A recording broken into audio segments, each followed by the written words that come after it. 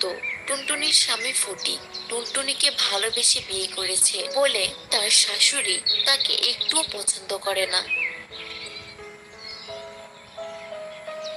টুনটুনি, আমি শহরে চলে যাচ্ছি, তুমি ভালো থেকো। কি আর ভালো থাকবো বলো, তুমি তো সবই জানো তোমার মা আমাকে একটুও পছন্দ করে না। তার মধ্যে আমার বাড়িতে তুমিও থাকছো না, আমি কিভাবে থাকবো এখানে? আমার বাবা বেঁচে থাকলে আমি হয়তো তোমাকে আমার সঙ্গে নিয়ে যেতাম, কিন্তু কি আর করি বলো, তোমাকে নিয়ে গেলে মা বাড়িতে একা থাকবে। তাই একটু কষ্ট করে এখানে থাকো, আমি তাড়াতাড়ি ফিরে আসবো। এই বলে ফটিক শহরের উদ্দেশ্যে বেরিয়ে পড়ল। ফটিক বাড়ি থেকে বের হতে কি না হতেই টুনটুনির শাশুড়ি টুনটুনিকে ডাকে।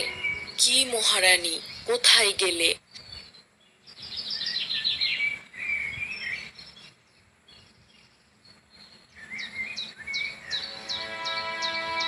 স্বামী চলে গিয়েছে, তার শোক পালন করা হলো, হলে কাজে লেগে পড়ো। ঠিক আছে মা। শুনেছ, চিকুর বউ তার বাপের বাড়ি থেকে কত কি এনেছে, আর তুমি আমার সাদাসিধে ছেলেটাকে ফাঁসিয়ে ঝুলে পড়েছো আমাদের গলায়। মা, আপনি তো জানেন আমার বাবা মা কত গরিব, আমি তাদের কাছ থেকে কি আনবো? হয়েছে হয়েছে, এখন তোমার ন্যাকামো শুরু হয়েছে। আরে এসব ন্যাকামো করে আমার ছেলেকে পটাতে পারবে, আমাকে না। চলো যাও, আমার চোখের সামনে থেকে চলে যাও। টুনটুনি কোনো কিছু না বলে তার শাশুড়ির অত্যাচার মুখ বুজে সহ্য করত। এভাবে দিন চলতে থাকে। হঠাৎ একদিন টুনটুনি জানতে পারে তার পেটে বাচ্চা। সে অনেক খুশি হয়ে কথা তার শাশুড়িকে জানাতে চায়। মা, মা, জানেন আমি মা হতে চলেছি। আপনার ছেলে শুনলে অনেক খুশি হবে।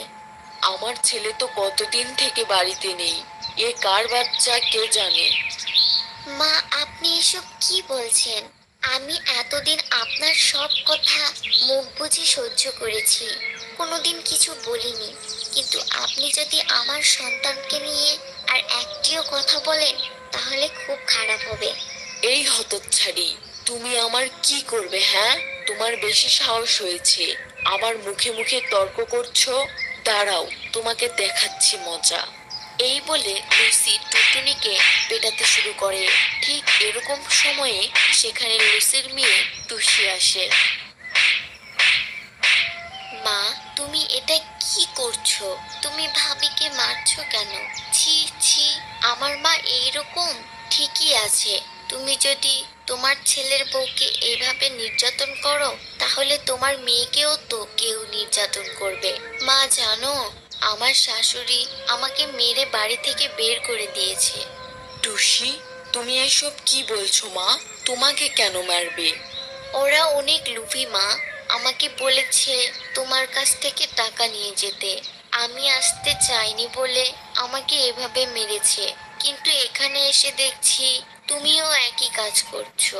তোমরা একটা মেয়ে হয়ে আরেকটা মেয়ের সাথে কিভাবে এরকম করতে পারো? টুনটুনি ভাবি যদি তোমার মেয়ে হতো তাহলে কি তার সাথে এরকম করতে পারতে? মেয়ের কথা শুনে লুসি তার ভুল বুঝতে পারে, আর সে টুনটুনির কাছে ক্ষমা চায়। বৌমা, আমাকে ক্ষমা করে দাও মা।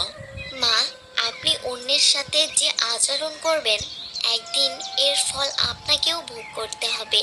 আর দেখুন, আপনার পাপের সাজা এই নিষ্পাপ মেয়েটা পাচ্ছে। এই বলে টুনটুনিও তার শাশুড়িকে ক্ষমা করে দেয়।